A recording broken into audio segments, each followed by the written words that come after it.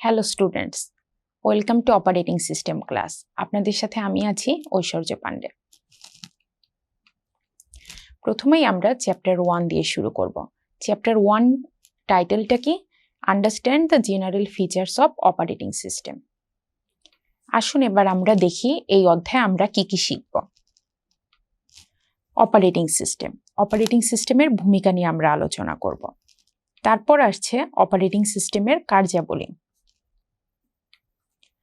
এরপর আমরা শিখব কার্নেল সম্পর্কে, কার্নেলের ধারণা, বিভিন্ন ধরনের কম্পিউটিং এনভায়রনমেন্টের ধারণা, open source operating system, multi user operating system, multitasking and finally GUI. জিইউআইটা হচ্ছে গ্রাফিক্যাল ইউজার ইন্টারফেস, এইটার সংজ্ঞা আমরা দেখব।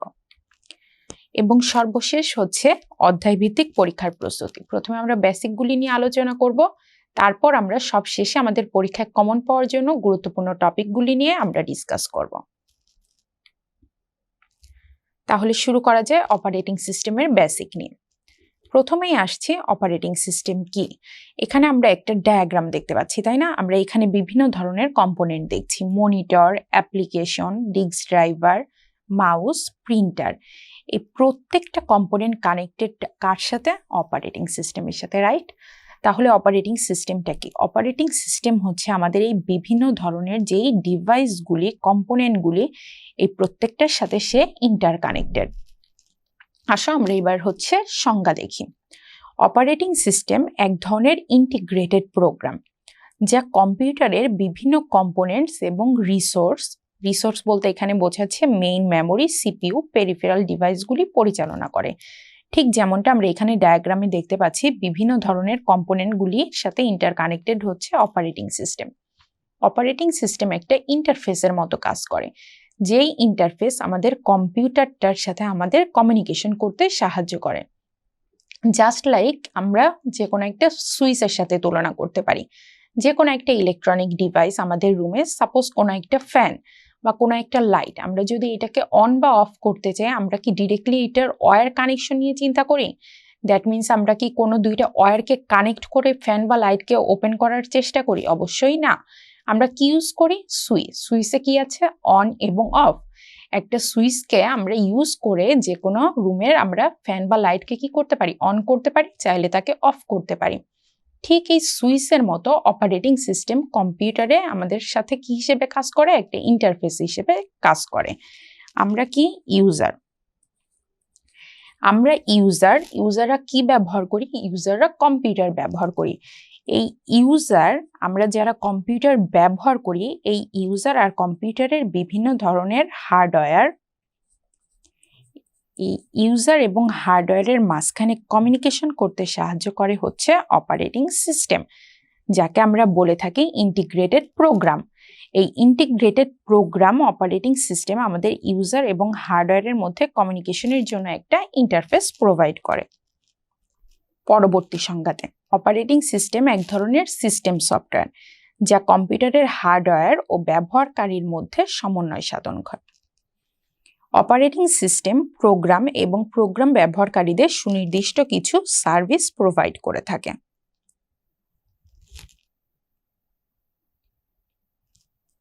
কিছু অপারেটিং সিস্টেমের নাম আমরা দেখি: DOS, Windows, Mac operating system, Unix, Linux, Novell, system 7, OS 2, Android.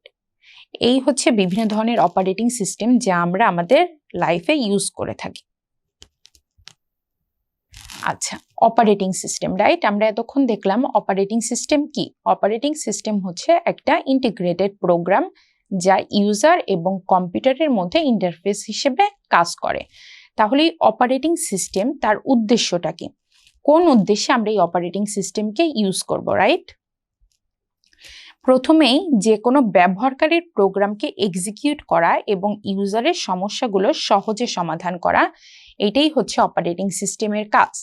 শুরুতেই আমরা কি বললাম? যে অপারেটিং সিস্টেম আমাদের হচ্ছে ইন্টারফেস হিসেবে কাজ করে। আমাদের কাজটাকে সহজ করার জন্য আমরা অপারেটিং সিস্টেমকে ব্যবহার করি।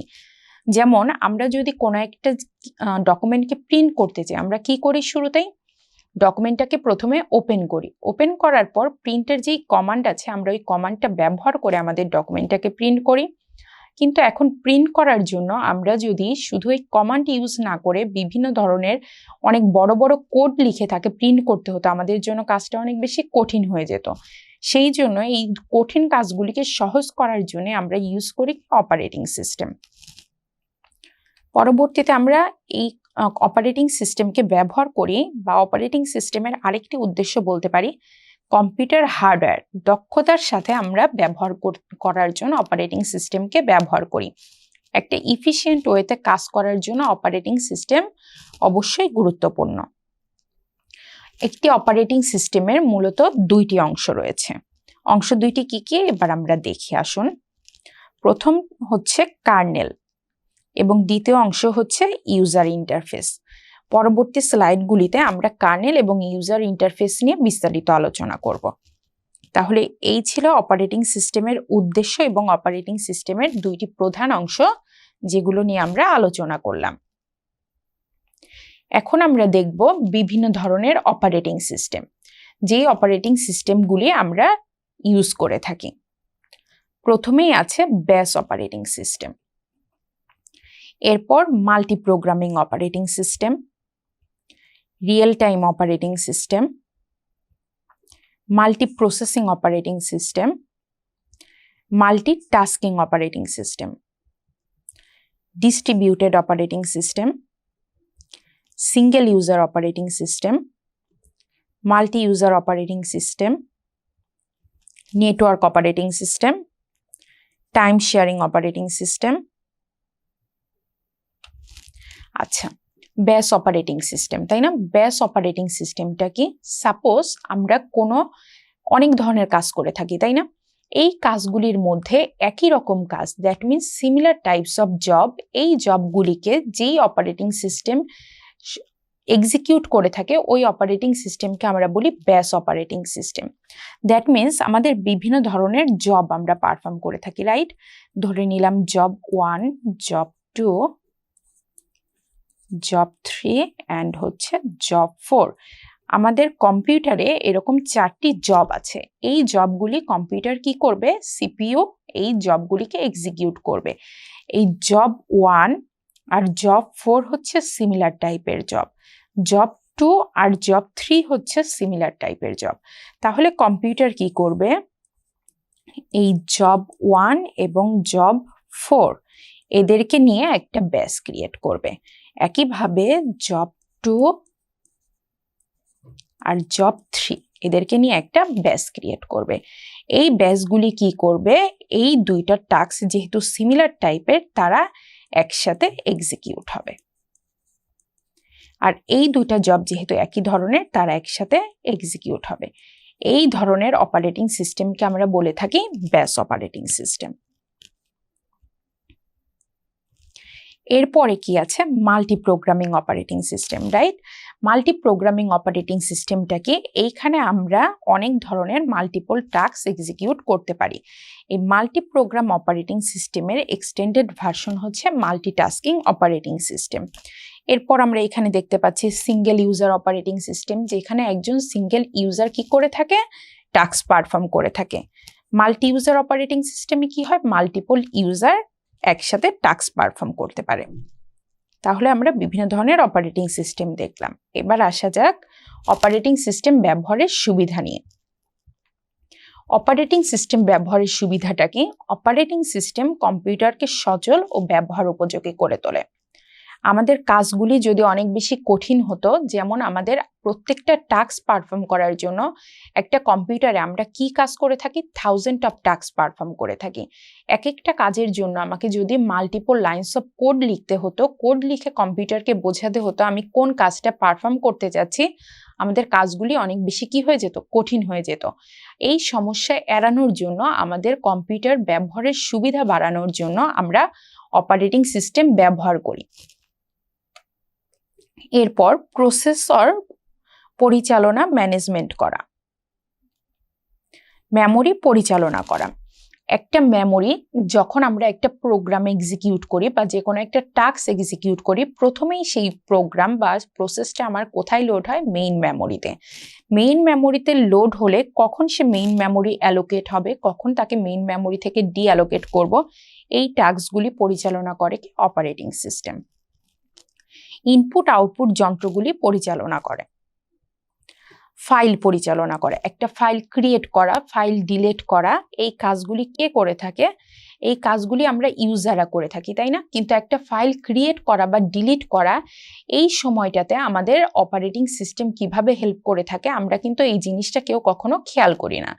সাপোজ ধরুন আমি একজন ইউজার, তাই না? আমি ইউজার কোনো একটা টাস্ক পারফর্ম করছি আমার কম্পিউটারে, যেই টাস্ক পারফর্ম করার জন্য আমার কোনো হার্ডওয়্যার রিসোর্সের প্রয়োজন নেই। তখন আমি যেই মোডে থাকি সেই মোডটা হচ্ছে ইউজার মোড।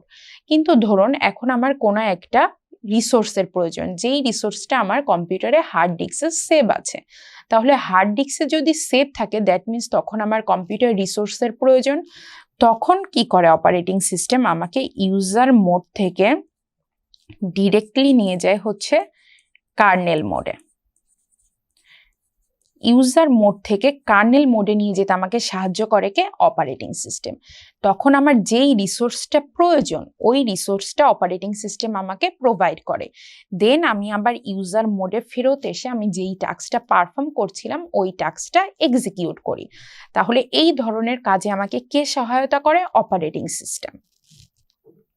আচ্ছা, অপারেটিং সিস্টেম নির্ধারণ করে কম্পিউটারের কোন কাজটি আগে কার্যকর হবে। আমার কম্পিউটারে কি হতে পারে? মাল্টিপল টাস্কের জন্য বা মাল্টিপল প্রসেস এক্সিকিউট করার জন্য আমি রিকোয়েস্ট করতে পারি, কিন্তু অ্যাট এ টাইম আমার সবগুলি রিসোর্স একসাথে এক্সিকিউট হওয়া পসিবল না। কোন রিসোর্সটা আমার এখন অ্যাভেইলেবল তার উপর নির্ভর করে এখন আমি একটা প্রসেসকে এক্সিকিউট করব। কোন প্রসেসটাকে আমি প্রায়োরিটি দিব আগে, কোন প্রসেসটাকে আমি টার্মিনেট করার পর কোন প্রসেসটাকে মেইন মেমোরিতে নিয়ে আসব, এই প্রত্যেকটা জিনিস ডিসাইড করে কে? Operating system. এই ছিল অপারেটিং সিস্টেম ব্যবহারের সুবিধা। আজকের ক্লাস এই পর্যন্তই। পরবর্তীতে দেখা হবে নতুন টপিক নিয়ে। ধন্যবাদ, ভালো থাকবেন।